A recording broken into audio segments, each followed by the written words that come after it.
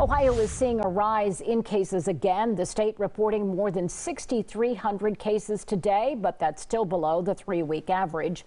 New hospitalizations spiked as well in the last day, with 404 people admitted. The Ohio Department of Health is investigating after nearly 900 COVID-19 vaccines went to waste. Central Ohio Pharmacy Special RX is now suspended from giving that vaccine. And tonight, NBC4's Eric Halpern is working to get some answers from this company.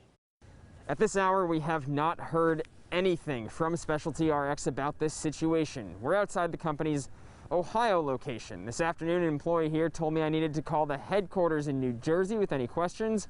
I called around 3 and was told the compliance director would call me back. 8 hours later, and still no word from the company.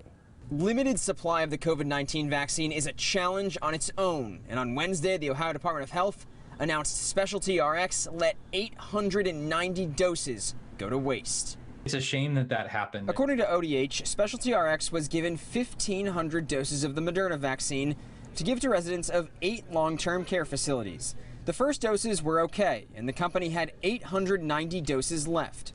ODH requires providers record the temperatures of the storage refrigerators and freezers. According to the Department of Health, the company was looking at transferring those doses to another provider, and it was discovered the vaccines were not being stored properly. ODH started investigating and determined the nearly 900 doses were not usable.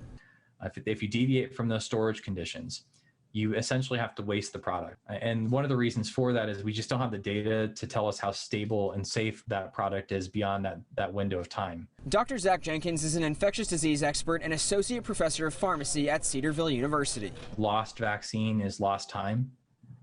As far as our goal of achieving herd immunity. I called the company headquarters around 3 this afternoon. Thank you for calling Specialty RX Pharmacy. I was told the compliance director would call me back. It was a little before 5, and I had not heard back yet, so I called again. We're just trying to get some answers about what happened. The customer service representative apologized and said at the moment there was not anyone available to answer my questions.